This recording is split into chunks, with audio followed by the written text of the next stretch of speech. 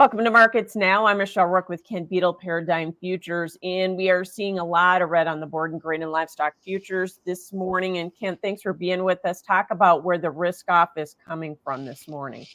Oh, it's coming from a couple of places.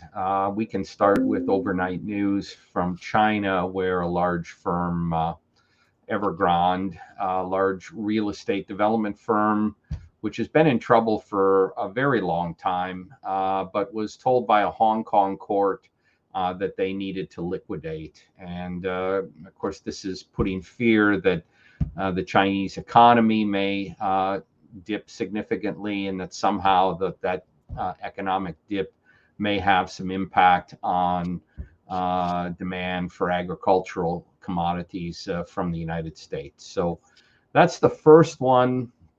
Of course, we've got Red Sea escalation going on as well, with a drone attack on U.S. forces that could have some impact on shipping in the Red Sea. This is, another unfortunate occurrence that the market is trading today, and I think it adds to the whole risk-off attitude that the markets have this morning. And then finally, in soybeans specifically, we've had a fairly sizable decline in Brazilian soybean premiums, which is not unnormal for harvest time.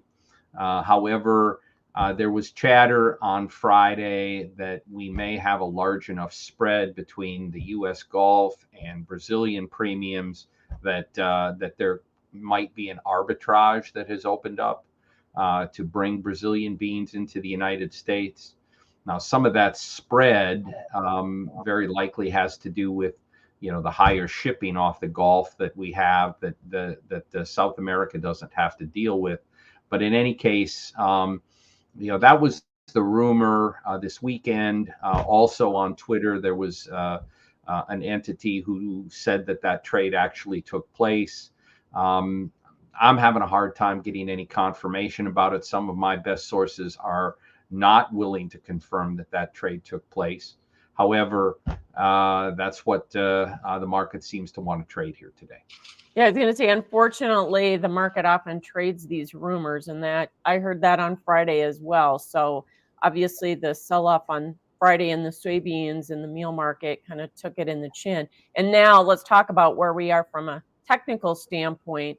We do have soybeans down below the $12 long-term support area, and we've kind of tested lows here in wheat and corn, haven't we?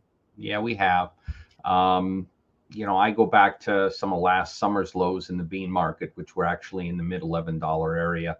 And I think that's where the major support now resides. But, we make a new low for the move. That's certainly disappointing, especially after the first 3 days of last week when we were, in the midst of a, fairly sizable bounce. The corn market as well is back down, trying to test the lows that were made last week. We haven't got there yet, but we're within a penny. And of course, December corn now is pushing back up against $4.70. And anything underneath that would be a new low for the move. Technically, it's just very, very bearish looking, to be quite honest with you. I do have some concerns about the fact that all of these prices that are being shown the American producer are probably below cost of production. And of course, you do have a very large speculative presence from the market. I did some math this morning, and if you combine the shorts in corn, beans, meal, oil, and the 3 wheat contracts, this is the largest short that we've had in history, with one exception, and that was the middle of 2019 during the midst of the trade war with the Chinese. Yeah, but we need a catalyst to get them to move out of those short positions. But yeah, to your point, they have a lot of powder. If we get something, or if they just decide they don't want to be that short anymore. You as far as the wheat market, kind of sad to see we had some higher weekly closes last week. Do you think some of the pressure there is coming from the Middle East escalation, in the fact that maybe shipping has been compromised, or is that even a thought right now? Yeah, well, if you were going to come up with something, and sometimes in these risk-off days, it seems like we're just searching for, fundamental reasons. Granted, our world wheat balance sheet is still adequate, and granted, wheat prices are still higher than they were during that period of time from, say, 2014 through 2018 thereabouts, when prices were in at lower range. But we've actually dropped down into an area that has been stimulative for demand. We've seen Egypt show up for wheat on a few occasions when Chicago March dipped below $6. Obviously, we saw the Chinese come for U.S. soft red at the same time. But we're just having a hard time building on any sort of bullish technical activity. Last week, we were above the 50 and the 100-day in Chicago, and then pretty much gave all of that back here on Thursday and Friday. Yeah, that's why I said it's kind of disheartening. What about the cattle market? There's another market that went up and made 50% retracement levels, are pretty close in both live and feeder cattle futures. So today, is this risk off or just some profit taking, or both?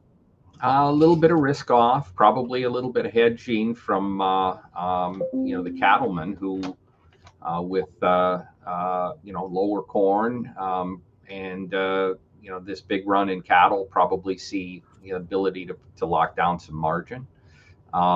Feeder cattle are lower today and by a little bit larger amount, so that's helpful as well to that cattle crush margin.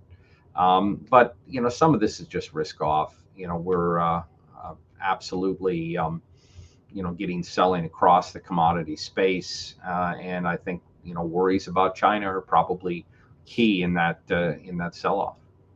Yeah, no doubt they have been a big buyer of beef here this year and last year, so certainly that is a concern. All right, what about the hog market? Is that China as well, the pullback there? Yeah, and honestly, if you look at hog prices here this morning, they are down very modestly, only 15 to 30 cents, with the August contract currently up a couple of points. I think that you had a really good week of cash trade. You've got the CME index turning higher. You've got national carcass base price turning higher. These are all things that happen seasonally, and you can make the point that oftentimes the futures market does have some of that turn priced in. But we did have a really good technical week. Was looking at the June and the July summer contracts, which broke out of a sideways 8-week trading range as well as a broader 12-week trading range, and closed below a major downtrend line. It feels to me like this is just is corrective in nature right now, waiting to see whether or not the cash confirms that we need to be higher. No doubt. The April even was up over $5 for the week. So you can certainly argue a little bit of profit taking. I have to wonder, the hogs may have followed cattle a little bit last week. And so we have that cattle inventory report coming out here on Wednesday. If we get a bullish bid out of that whole thing, is it likely hogs will just follow cattle or not? Well, they're, still from a standpoint of, cost per pound and they're certainly a value meat in the meat case right now. And, we've had a nice correction in cattle, but starting to put some gains back on. And if you do get a more friendly report on Wednesday, which many people are expecting, frankly, you can make the case that we might try to retest the highs in cattle. I certainly think that this 50% move was the one that we were looking for, and I think we could get to even a 62% retracement. But we would probably need a confirmation of lower inventory on Wednesday to get beyond that. Yeah. I know you talked about that 50% retracement for sure as a target or an objective. All right. Yeah. Thanks so much, Kent Beadle with Paradigm Futures. Remember, futures and options do have a risk of substantial loss and are not suitable for all investors. That is Markets Now.